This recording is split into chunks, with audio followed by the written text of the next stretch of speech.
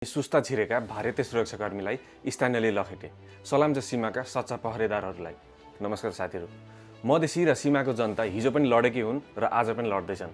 आफ्नो भूमिका लागि भोलि पनि लडिरहनेछन्। तर हाम्रो देशको विडम्बना हेर्नुहोस्, काठमाडौँ सुतेको छ। हिजो बौद्धिक युवाहरूको हब मानिएको र वैचारिक बहस हुने फेसबुक ग्रुप आज माथिको आदेश पालना गर्ने भजन मण्डलीमा परिणत भएका छन्। उनीहरू सरकारको यसम्यान बनेर भजन कीर्तन गाउनमै व्यस्त देखिन्छन्, केही बोल्दैनन्।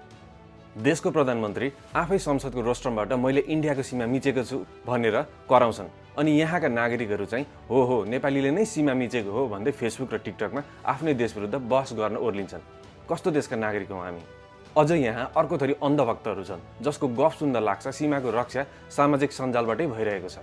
बालेनको चाल विरोधीले बुझ्दैनन्, बालेन 10 गुणा अगाडि सोचेर बोलिदिन्छन्, बालेनले इन्डियालाई झुकाइदियो भन्दै फेसबुक र टिकटकमा ताली पड्काउनेहरूको यो सब पत्रु गफ मात्रै हो।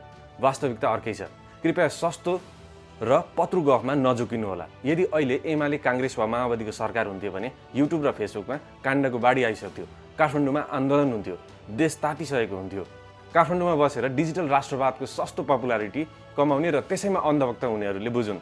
जब सीमा मिचिन्छ तब फेसबुकका स्ट्याटस वा टिकटकका डायलगहरूले काम गर्दैन। सुस्ताको तिनै स्थानीय र मधेसी जनताले छाती थापेर देश जोगाउनुपर्छ।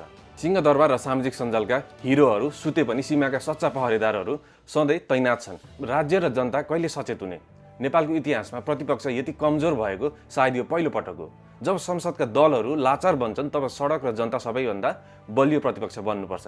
तर आज जनता सडकमा उत्रिएर गलत कदमको विरोध गर्नुको साटो सरकारका लथालिङ्ग कामहरूको डिजिटल भजन गाइरहेका छन्। अवस्था यति डरलाग्दो भइसक्यो कि भोलि यिनीहरूले देशको कुनै भूभाग कसैलाई सुम्पिन्छौँ भनेर भाषण गरे पनि यी अन्धभक्तहरूले सही हो भन्दै ताली बजाउनेछन्। नेपाली युवाहरू हो, यदि तपाईँहरू आज प्रतिपक्ष बन्नु भएन भने यो सरकारले भोलि तपाईँहरूलाई धुरुधुरु रुवाउनेछ। सचेत बन्नुहोस्। फेसबुकका रिल्स र टिकटकको हेडलाइनलाई मात्र सत्य नमान्नुहोस्, तथ्य र प्रमाण खोज्नुहोस्। भण्डाफोर गर्नुहोस्। सडक, पुल वा सरकारी निकाय जहाँ काम लथालिङ्ग छ त्यहाँको फोटो भिडियो खिचेर सामाजिक सञ्जालमा पोस्ट गर्नुहोस्। अन्धभक्ति छोड्नुहोस्। नयाँ हुन् वा पुराना नेता हाम्रा मालिक होइनन्, नोकर हुन्। गफको भरमा देश चल्दैन, डेलिभरी चाहिन्छ। संसदको प्रतिपक्ष त कमजोर भयो, तर के हामी जनता पनि यिनीहरूको दास बन्ने? यो भर्चुअल भ्रमको पर्दा च्यात्न र सबै नेपालीलाई सचेत गराउन यो भिडियोलाई धेरैभन्दा धेरै लाइक, कमेन्ट र सेयर गरेर कुना-कुनासम्म पुर्याइदिनु होला। देश बिउजाउन पहिले आफ्नो आँखा बिउजाउन जरुरी छ।